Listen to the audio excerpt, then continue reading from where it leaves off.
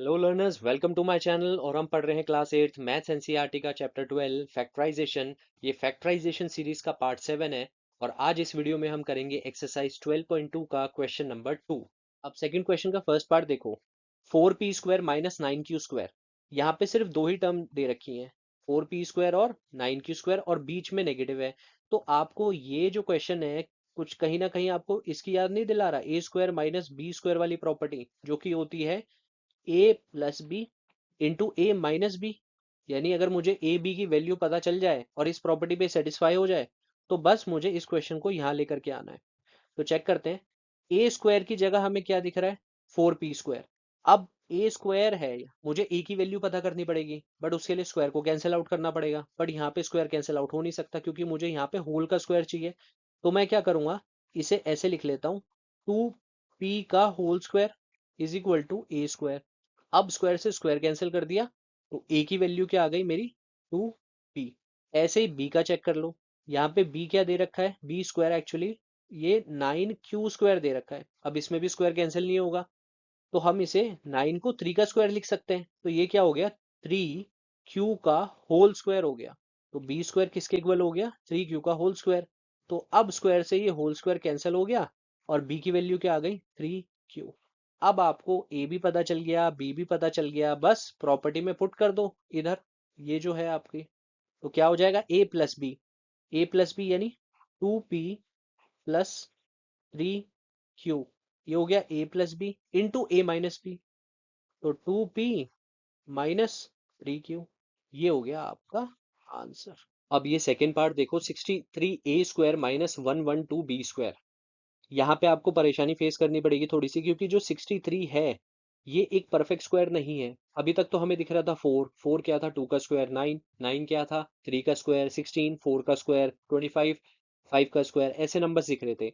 But 63 एक perfect square number नहीं है और ना ही 112 है। वो क्या करोगे, a² यहाँ पे भी दिख रहा है, b² यहाँ पे भी और बीच में माइनस है। यानी कहीं ना कहीं ये प्रॉपर्टी, ये जो क्वेश्चन है वो a² माइनस b² वाली प्रॉपर्टी पे ही टूटेगा। बट आपको आइडेंटिफाई करना पड़ेगा कि मैं इसे वहां तक लेकर के कैसे जाऊं, क्या स्टेप्स हैं। अब जब भी ऐसी स्थिति में फंस जाओ, ऐसी सिचुएशन हो, तो जो कांस्टेंट दे रखी है ना ये 63, इन्हें ध्यान से देखो। क्या ऐसा कोई भी नंबर है जो इन दोनों को डिवाइड कर दे, यानी इनमें से कोई कॉमन फैक्टर आ सकता है। अगर मैं 63 को ब्रेक करूं, किस में, 9 इंटू 7 हो सकता है, एक नंबर ये हो सकता है। और अगर फिर मैं 21 इंटू 3 भी करूंगा तो भी 63 होता है। और 112 की बात करोगे तो ऐसे ही आप इसे 2 से भी कर सकते हो कि ये 2 इंटू 56 हो गया।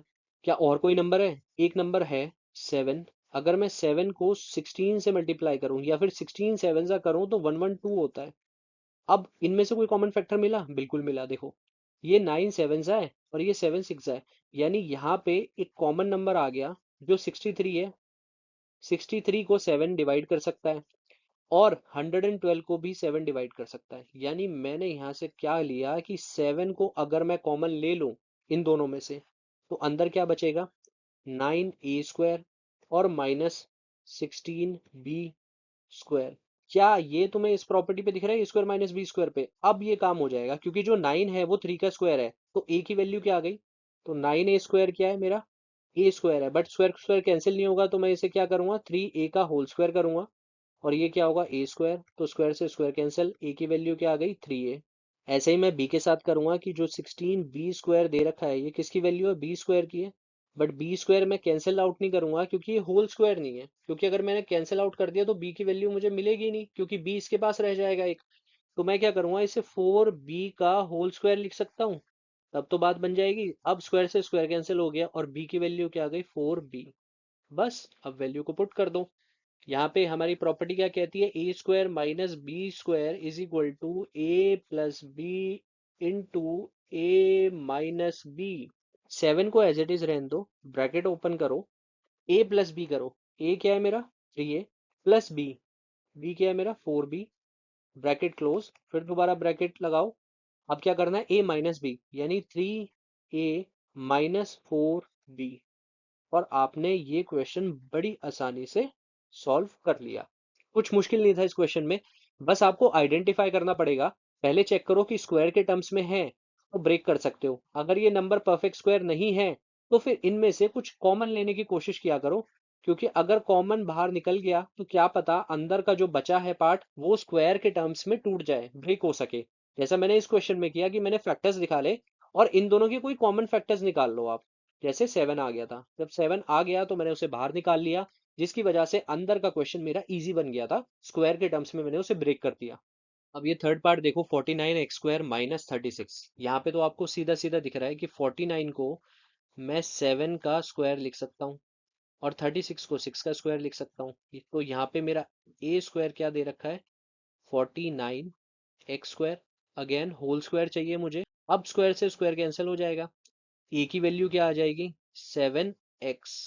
और बी की वैल्यू तो दे ही रखी है सीधा 6, क्योंकि 6 का स्क्वायर 36 होता है। ए प्लस बी हो गया 7x plus 6 into 7x minus 6। ये आपका हो गया आंसर।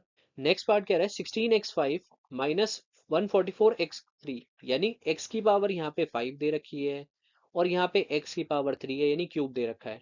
अब मुझे कांस्टेंट को अगर चेक करोगे तो 16 तो 4 स्क्वायर है और 144 जो है ये 12 स्क्वायर है।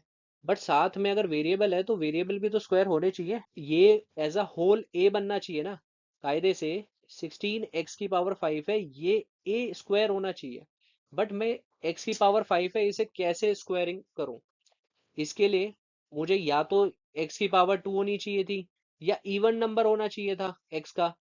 और ऐसे ही केस 144 के साथ है कि 144 को तो मैं 12 का स्क्वायर लिख दूंगा। तो मैं एक काम करता हूँ ना कि मैं यहाँ से एक्स क्यूब ही कॉमन ले लेता हूँ। ठीक है, मैंने क्या किया, एक्स क्यूब बाहर निकाल लिया। अंदर क्या बचेगा मेरा, अंदर बचेगा 16 x² माइनस 144। ये बचेगा 16 है और 144 है। इन दोनों के फैक्टर्स निकालो। 16 16 और 144 ऐसा कोई नंबर है जो दोनों के टेबल में आता हो? कोई दूसरे नंबर की क्या बात कर रहे हो, 16 ही आता है, क्योंकि 16 का टेबल 9 टाइम्स पढ़ोगे तो 144 आता है। तो यानी 16 9 जा 144 होता है। तो मैं क्या करूंगा, 16 भी बाहर निकाल लूंगा। एक्स क्यूब तो मेरा पहले से ही कॉमन ले रखा है मैंने। अब 16 को भी निकाल लूंगा तो बाहर आ गया मेरा 16 x³ अंदर क्या बचेगा, x² माइनस 9। अब इस प्रॉपर्टी को देखो, यहाँ पे जो मेरा a² है वो मेरा x² है और जो मेरा b² है वो मेरा 9 है। अब यहाँ पे तो ए स्क्वायर से स्क्वायर कैंसिल हो गया तो ए की वैल्यू सीधी आ गई x। और बी स्क्वायर है तो मैं इसे 9 को कैसे लिख सकता हूँ, 3 का स्क्वायर। तो स्क्वायर से स्क्वायर कैंसिल और बी की वैल्यू क्या आ गई, 3। तो ए की वैल्यू x आ गई, बी की वैल्यू 3 आ गई। बस क्वेश्चन सॉल्व हो गया। इसे वही प्रॉपर्टी पे तोड़ दो कि a² minus B square is equal to a plus B into A minus b. अच्छा 16 जो है वो एज इट इज रहेगा, इसे मैं नीचे लिख देता हूँ यहाँ पे। देखो 16 x³ को तो ऐसे ही रहने दो क्योंकि वो तो बाहर है। अंदर क्या बचा, a plus B into A minus b. तो a क्या है, x प्लस बी इंटू ए माइनस बी। अब ये फिफ्थ पार्ट देखो, l प्लस एम का whole square minus l minus m का होल स्क्वायर।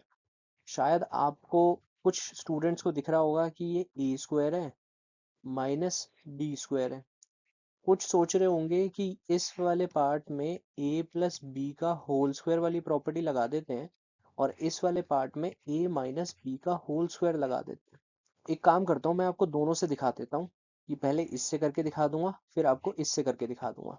अब ये क्या है, a प्लस बी का whole square plus 2ab plus B square. और यहाँ माइनस है तो मैंने माइनस रखा ब्रैकेट के अंदर। ये वाली क्या है, a माइनस बी का whole square, A square minus 2ab plus B square. ये माइनस का साइन है यहाँ पे तो ब्रैकेट के अंदर का साइन क्या होता है, रिवर्स हो जाएगा। तो A square plus 2ab plus B square minus A square plus 2ab और माइनस बी स्क्वायर हो जाएगा। ये जो ए स्क्वायर है और ये माइनस ए स्क्वायर है तो ये तो कैंसिल आउट हो जाएंगे क्योंकि ये पॉजिटिव और एक नेगेटिव है। और ये क्या है, ये प्लस का बी स्क्वायर है, ये माइनस का बी स्क्वायर है, तो ये भी कैंसिल हो गए। बचा क्या आपके पास, 2ab ये वाला पार्ट और एक ये वाला पार्ट, तो ये मिलकर के क्या हुआ है, 4ab। इसका आंसर क्या होना चाहिए, 4ab। अब a की वैल्यू पुट कर दो और b की वैल्यू पुट कर दो तो 4lm, ये हो गया हमारा आंसर। अब ये तो था एक तरीका। दूसरा दूसरा तरीका क्या है कि मैं अगर इसे a square minus B square पे तोड़ूं तो यहाँ पे ए क्या है मेरा, एल प्लस एम, ये है ए स्क्वायर ए, और बी क्या होगा मेरा यहाँ पे, l minus m, a plus B into A minus b. तो ए प्लस बी यानी l plus m plus l minus m, ये मैंने क्या कर दिया a plus B, into A minus b करो, ए क्या है ये एल प्लस एम। अब माइनस बी करना है, तो जब मैं माइनस बी करूंगा तो माइनस एल हो जाएगा, और माइनस ऑफ माइनस एम क्या हो जाएगा, प्लस एम। एम है वो यहाँ से यहाँ कैंसिल हो गया, और यहाँ से एल कैंसिल हो गया, तो ये क्या बचेगा 2l, और ये मल्टीप्लाई होगा किससे, m और m से, यानी 2m से। तो 2l इंटू 2m क्या होता है, 4lm। आंसर यहाँ से भी आ रहा है, आंसर इस वाले मेथड से भी आ रहा है।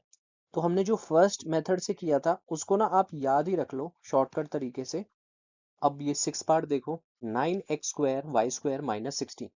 यहाँ पे हमें पता है कि ये अगर मैं इसे ए स्क्वायर कंसिडर करूँ और इसे बी स्क्वायर कंसिडर करूँ, तो वही प्रॉपर्टी लग जाएगी, A square minus B square is equal to A plus B into A minus B. ए की वैल्यू आ गई हमारे पास, बी की वैल्यू तो आसान है, बी की वैल्यू क्या आ गई 4। तो ए प्लस बी करूंगा पहले, तो a plus B into A minus B, ये आपका आंसर हो गया। सेवेंथ पार्ट क्या कह रहा है, x² - 2xy + y² - z²। इन्होंने क्या कर दिया कि ब्रैकेट में दे करके ना आपको हिंट दे दिया कि ये प्रॉपर्टी कौन सी है, a माइनस बी का होल स्क्वायर। क्योंकि यहाँ पे आपको एक स्क्वायर वाली टर्म दिख रही है, यहाँ पे भी स्क्वायर वाली टर्म दिख रही है, और -2ab वाली टर्म दिख रही है। तो हमारी क्या प्रॉपर्टी कहती है कि a माइनस बी का होल स्क्वायर यानी x माइनस वाई का होल स्क्वायर है ये, और माइनस ये वाला जो है, ये मैं एज इट इज लिख देता हूँ यहाँ पे z²। अब यहाँ देखो आप कि ये दोनों, अगर मैं इसे a कंसिडर कर लूँ कि ये a स्क्वायर है, और ये क्या है, ये b स्क्वायर है, तो और बीच में माइनस का साइन भी है, तो ये कौन सी प्रॉपर्टी बन गई कि a² - b² is equal to a plus B into A minus b. तो प्रॉपर्टी लगा दो a प्लस बी यानी x minus y plus z, ये हो गया a plus B into A minus B. A minus b क्या हुआ, a minus b, तो ये हो गया आपका आंसर। तो 25a² है। कुछ कहेंगे कि अगर मैं इसमें प्रॉपर्टी लगा दूं a² माइनस b² वाली, अब a कैसे होगा, यहाँ पे इसे अगर आप 5a का होल स्क्वायर लिख दो और इस वाले टर्म को 2b का होल स्क्वायर लिख दो, तो ये प्रॉपर्टी बन गई 5a² हो गया और -2b का होल स्क्वायर, तो a² माइनस b² हो गया। तो इसे कैसे करोगे आप, a plus B into A minus b. अब मुझे बताओ ये जो आपने किया, इससे फायदा क्या हुआ, मतलब इसके आगे कोई अप्रोच दिख रही है आपको, यानी ये गलत अप्रोच थी हमारी। चाहता तो मैं आपको सीधा सही तरीके से भी बता सकता हूँ, बट अगर आप डिफरेंट डायरेक्शंस में जा करके नहीं सीखोगे तो आपको पता नहीं चलेगा कि कब कौन सी अप्रोच कहाँ यूज करनी है आपको। अब सेकंड अप्रोच देखो, अब थोड़ा यहाँ ध्यान दो, देखो ये तो स्क्वायर वाली टर्म है, ये भी स्क्वायर है और ये भी स्क्वायर है, बट ये वाली जो टर्म है ना ये स्क्वायर नहीं है, और आपको यहीं से पता चलेगा कि ये क्या है, 28BC। आपको इसे पकड़ना है टर्म को। तो 28BC देखते हैं कि ये 28BC हमें क्या बता सकता है। इसके पास B है, इसके पास C है, और B कहाँ है, B इसके पास है और C इसके पास है। और ये जो है 4, ये 2 का स्क्वायर होता है, और जो 49 है वो 7 का स्क्वायर होता है। और अगर मैं ये जो बीच वाली टर्म को अगर 2ab मान लूं, तो 2 इंटू ए कितना हुआ मेरा 2, और बी कितना हुआ 7, तो ये क्या हुआ 7 टू ज़ा 14, टू ज़ा 28, यानी बीच की टर्म ये 28 आ रही है। ऑब्वियसली इसके साथ बीसी है, बट अभी मैंने आपको समझा दिया कि आपको आइडेंटिफाई कैसे करना है। ए माइनस बी का होल स्क्वायर प्रॉपर्टी पे है, ये 25a² मैं एज इट इज रखता हूँ, क्योंकि यहाँ पे इस प्रॉपर्टी में जो a² है ये पॉजिटिव है और b² भी पॉजिटिव है, क्योंकि a² और b² तो नेगेटिव होते ही नहीं है, ना a plus b whole square वाली प्रॉपर्टी में, ना a minus b whole square वाली प्रॉपर्टी में। तो यहाँ पे कैसे हो सकते हैं, यानी मुझे इनमें से माइनस कॉमन लेना पड़ेगा।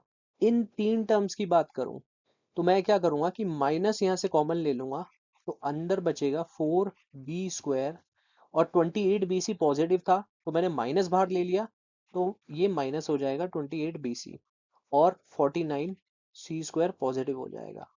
अब आपको ए बी की वैल्यू निकालनी है, ए की वैल्यू आ गई मेरी, तो बी की वैल्यू क्या आ गई 7c। अब आपके पास ए भी आ गया, बी भी आ गया, और 2a भी मैं पहले ही वेरीफाई करके दिखा चुका हूँ आपको। बस इसको प्रॉपर्टी में पुट कर दो कि ये क्या होगा, माइनस बी। बी क्या है मेरा 7c, तो 7c का होल स्क्वायर। और ये जो पार्ट है इसे एज इट इज नीचे उतार दो। अब आपको क्या लग रहा है कि आंसर सिर्फ ये हो गया? नहीं, ये फर्दर सॉल्व होगा। कैसे? अगर मैं इसे a मान लूं, यानी ए स्क्वायर है, और इस वाली टर्म को बी स्क्वायर मान लो, तो ये ए स्क्वायर माइनस बी स्क्वायर वाली प्रॉपर्टी पे लग जाएगा। ए प्लस बी इंटू ए माइनस बी कर दो, तो a plus B, A plus B कर दिया। अब ए माइनस बी कर दो, 2b-7 है, इसके बाहर में माइनस लगाऊंगा, तो 5a minus 2b plus 7c। तो हमारा ये आंसर हो गया।